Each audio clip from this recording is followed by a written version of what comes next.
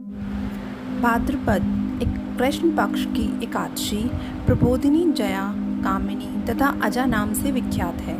इस दिन भगवान विष्णु जी की पूजा की जाती है। रात्रि जागरण तथा व्रत रखने से सारे पाप नष्ट हो जाते हैं। कथा पुराणों में वर्णन आता है कि एक बार सत्यवादी राजा हरिश्चंद्र ने स्वप्न में ऋषि विश्वामित्र को अपना राज्य दान कर दिया था।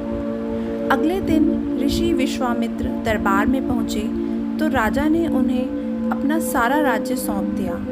ऋषि ने उनसे दक्षिणा की 500 स्वर्ण मुद्राएं और मांगी। दक्षिणा चुकाने के लिए राजा को अपनी पत्नी एवं पुत्र तथा स्वयं को बेचना पड़ा। राजा हरिश्चंद्र को एक डोम ने खरीदा था। डोम ने राजा हरिश्चंद्र को शमशान में नियुक्त करके मृतकों के संबंधियों से कर लेकर शव दाह करने का कार्य सौंपा था। उनको जब यह कार्य करते हुए कई वर्ष बीत गए तो एक दिन अकस्मात उनकी गौतम ऋषि से भेंट हो गई।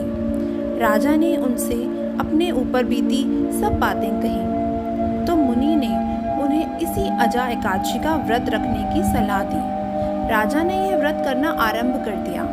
इसी बीच उनके पुत्र रोहिताश का सर्प के डसने से स्वर्गवास हो गया। जब उसकी माता अपने पुत्र को अंतिम संस्कार के लिए शमशान पर लाई तो राजा हरिश्चंद्र ने अब उससे शमशान का कर मांगा, परंतु उसके पास शमशान का कर चुकाने के लिए कुछ भी नहीं था।